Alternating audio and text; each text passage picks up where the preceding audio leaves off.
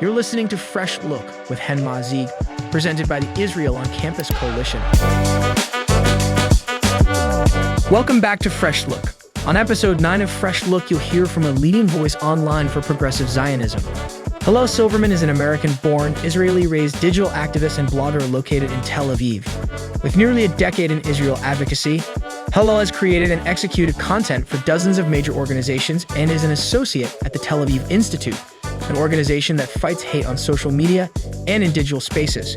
Welcome to the show, Hallel. Hello, Hallel. How are you? Hey, Chen. I'm good. Thanks for having me. So good to have you. We've been friends and working together for a long time, and I really admire all of your activism and your work for the Jewish people, for the progressive cause, for everything that's just. I think you are really an incredible advocate. So happy you're joining us today. And let's really start with that. I mean, people know you as a progressive, as a Jewish activist, someone that cares about equality. What really prompted you to become a pro-Israel activist? So, Chen, you know my story, but I think a lot of people don't. I came into Israel advocacy very different than most people, I guess you could say. When I was 17, nearly a decade ago, this February, I was arrested with Women of the Wall with my mother, praying with a prayer shawl. From there, we went and challenged the law in the Supreme Court of Israel, and we won. And it showed me from a very young age the power of social media and social change. So now diving into this whole online world, the first thing you see is all the Jew hatred, right? All you see is BDS, and it really opened my eyes to everything we're fighting. So getting arrested by the country made me a lifelong advocate for the country. Wow, that's amazing. I mean, to think about it, that it was actually something where, you were fighting for civil rights, and the country that you're now advocating for, in a sense, also tried to stop you, or the law was trying to stop you. How do you really balance that, like knowing that you're advocating for a better Israel, but then the law is still not where we want it to be? Right. So as I tell people, I will fight policy internally my entire life, and I will also protect us externally, because they go hand in hand, in my point of view, right? Being a progressive, being a Zionist, all of it means fighting for the best for our people, for safety, for integrity, for our soul, as much as our security, right? So I really take that into play. On one hand, the country arrested you and you're fighting for them, right? Because it showed me how much change you can actually do in such a small nation, right? They arrested me. Was that messed up? Yes. Did we fight back and make it legal for other women to pray in the holiest, in our holiest site, freedom of religion? It worked, right? So if we can continue fighting policy by policy in a progressive sense, I mean, we can reach unknown limits of liberalism and love and acceptance. I mean, as I always say, you're probably sick of hearing it, but loving Israel is not supporting everything she does, but it's fighting for her to be her best self. And I really hold that dear. That's such a profound statement to make. And I fully agree with you. And I think many people, especially we're both in the progressive circles and progressive activism side of the map. And I feel like many progressives that might share so many ideas with us and will share the same stance that we have on LGBTQ rights, about women's rights, about fighting racism. When it gets to Israel, it seems like they have a bit of distorted view of what is and how you can actually support Israel while fighting for an progressive cause. And in a sense, I think that fighting for Israel is a progressive. It is a progressive cause, exactly. Okay. And I think a lot of people wouldn't understand why. Yeah, right. So maybe explain it to them. Why do you think it is? Well, so I do my best to bring nuance to the conflict, whether it's by using humor and TikToks or whatever, or writing articles. There are always ways to engage progressive American communities, whether they're Jewish or not. I think a lot of people have kind of given up on the progressive Jewish community or progressive American community, and it's turning away millions of potential allies. So I come from a long line of activists. My father, my grandfather, just throughout different civil rights issues in the U.S. And maybe I'm just very comfortable trying to explain conflict or putting myself out there. But I think it's so important to show the nuance of the conflict. um, and how much this has changed in the last decade. Because my father, my grandfather, like this lineage, they used to be heavily involved in welcome in the progressive activist community in the U.S. And seeing that shift to my generation and how I'm suddenly not, should be appalling, and it should scare people, but it shouldn't scare them away. It should scare them towards. That's really good point to make. And I think, I'm looking, you spoke about your family, and I think your mom, we all know about her work, Rabbi Susan Silverman, and everything she's done for equality of women equality, the Jewish community in Israel, and you've been part of it as well. And it's we're seeing that many celebrities that are and people that have more influence, like your mom, but unlike your mom, would turn away from this cause, and in fact would take it, would take this issue and turn anti-Israel and start advocating against Israel. Why do you think that's happening? Right. What can we do to really change that? Right. So first, I'm going to say that I think a lot of people in our community, especially because you and I were so deep in it, and it can be so exhausting because we know all these things that seem obvious to people that it's not obvious to them, but to us, we kind of think it is. So I think it's always really important to take a step back. But I have two answers to this, because there's two kinds of people. One are, like the rhymes with Shmadid, so I'm not going to highlight them. Um, that are goners, and they're not going to listen, and there's no point in having a conversation. But there are people that genuinely want to provide truth to their millions of followers, and do a public service of helping out, and they are genuine social justice warriors who are being misinformed. And those are the people that are so important not to push away with anger and insults. We should be saying, hey, you know what? I understand why you're upset by this, but hang on, because it's a little twisted, or actually, can we touch on that? Because I think you'd see things differently if you knew about this, And when I entered this world of Israel activism, I got a lot of messages, whether publicly or privately, about Auntie Sarah, about my aunt, and about comedian Sarah Silverman. And a lot of people were very violent against her on Twitter, like Jews or Jewish activists or people that wanted to be Jewish activists. And a lot of people would try to push her away and be angry. And it's just a prime example of how this can backfire when people like her, and she's gone on to say a lot of wonderful things, explaining Zionism, stuff like that. And because people have had conversations, right? Me, myself, a lot of people on Twitter, people who take the time to, I know you yourself have been patient and have spoken to her on Twitter. And then there are people that just yell and are angry,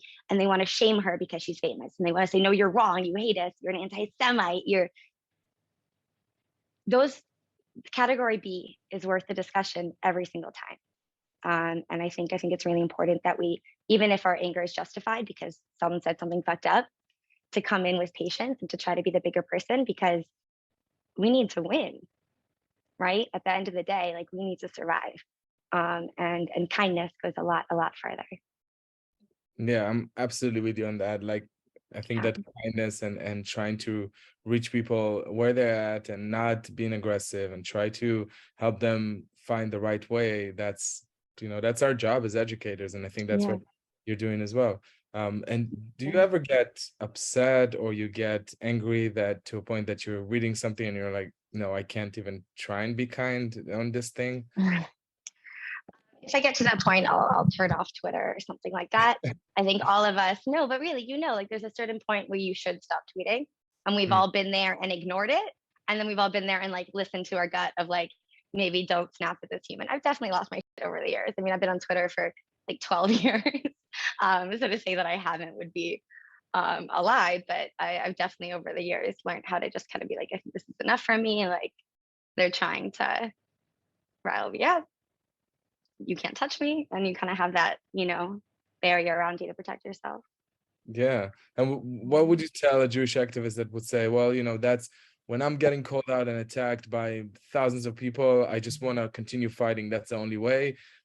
Would you advise them to continue fighting or to just take a step back, like you just said? It's a marathon, like this, not a sprint. It's a marathon, not a sprint. Much like social media marketing and online growth and whatever, it's a long-term strategy. So taking a pause, taking a timeout, taking 5 minutes, taking a day or two, like, is a smarter long-term thing to do, I think, than to lose your I mean, it's such an important point. I think many Jewish advocates, when they're online and they get attacked, some people are getting attacked in ways that it's almost like you're inviting attack when you Yeah, continue, when you're being yeah, piled on, and instead of taking a step back and saying, well, I'm not going to respond to it, to just keep on yeah. going, cause Sean King and I got in a thing like 6 months ago, maybe a year ago, tell us. and he started DMing me ever since. I've gotten different messages from him, and I stopped opening them because no good is going to come, because he goes in the category A. His brand is built on our hatred. Mm. And he's not worth the conversation. But people like him, when he would message me, I'd take a day or two before I answered. I genuinely just like would think and breathe and calm myself down, and because you don't want to express anger at that kind of person and have them have that screenshot and have that, um, carry on from there. Yeah, absolutely. And I feel that what I'm taking from what you're saying is that, there's a way to educate people, and it's not about Hmm. fighting.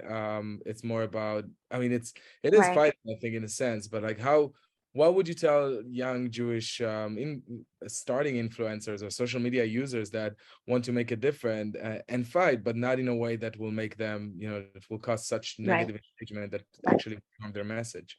I think a big mistake that a lot of Israel activists make, or anyone in the Israel world, is that they feel the weight of our battle on them. They feel the entirety of it on them. And Yeah. that's not healthy, right? No one person. It's not that I think they can solve it themselves, but they feel the pressure of solving it themselves. And that only adds stress and will cause you issues in the fight, right? So I think it's really important to remember that you are one piece of a giant mechanism. I'm one piece of it, of thousands of people, and we're fighting together for the same things, right? And that also means you're not alone, right? So turn to each other for support and love.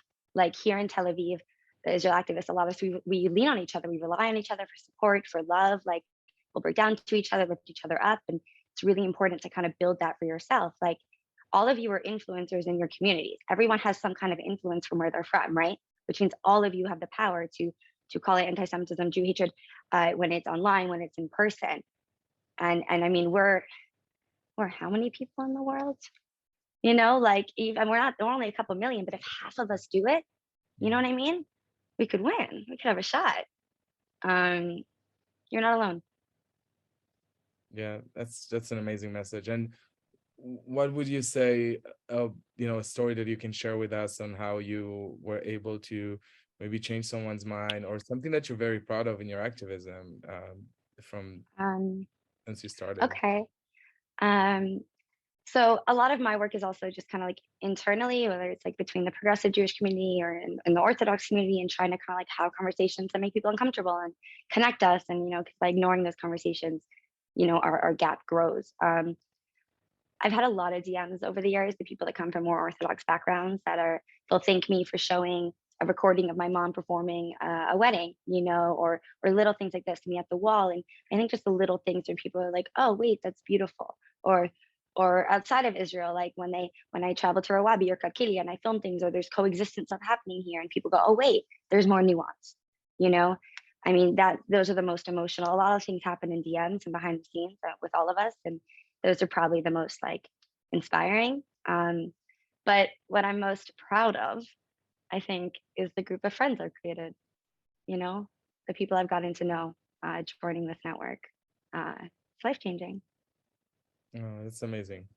It's such an inspiring message. I mean, I feel like a lot of the Jewish activists online feel like they are alone, even though we see a lot of people, not a lot, but we see Mhm. some people around us that are speaking up. But it does feel a bit isolated, especially when you are progressive that supports Israel. Yeah. What would be your advice to the people that are afraid, or that feel like they can't do it, or that they are alone? I mean, based on your experience. Yeah. Feeling alone is a normal feeling, especially as a Jew in the world right now. You're not odd for feeling it. It makes sense. The world is trying to make you feel alone, right? Um, it is so important that all of us call out Jew hatred when we see it. We're only 0.001% of the population, yet our hate crime levels are higher than any other group, right? So 0.001 is still over 7 million people, right? So a quarter of us calling out constant Jew hatred. You're all together. You have to remember you're millions of people, and thousands of them are actively fighting this. It gives us a fighting chance if you all engage. Just remember everyone's doing it with you, or pray that everyone's doing it with you. No, that's really amazing. We have a few more moments left, but I just want to ask if you have anything that you wanted to share or anything that we haven't covered before we let you go. Let me think. It's a big question. I know people are like, "Do you want to add something?" I mean, no, but I don't know what to add. But I don't know. I mean, patience, love. Nobody in the whole earth was ever all evil or all good. Everyone is complicated, and everyone has their needs and their weaknesses and strengths. Right? Just remember that everyone's human, including celebrities that you judge, or even Linda Sarsour. She's human. She hates us, but she's human, right? And she can't be all evil because no one is. She's built a brand on hating us, and she'll stick it out, but no one's born evil. I think it's important to remember that. Well, I'm happy I asked this question then, because that's such an I'm happy I thought of it. Thank you so much for your time, for everything you're doing for people, for the world, making the world a better place. I mean, it's a true definition of Tikkun Olam. Really appreciate it. Thank you, Chen. It's been an honor. Thank you, ICC. Thanks for tuning in to episode 9 of Fresh Look. Be sure to subscribe to our channels and stay tuned for episode 10. We'll see you next time on Fresh Look.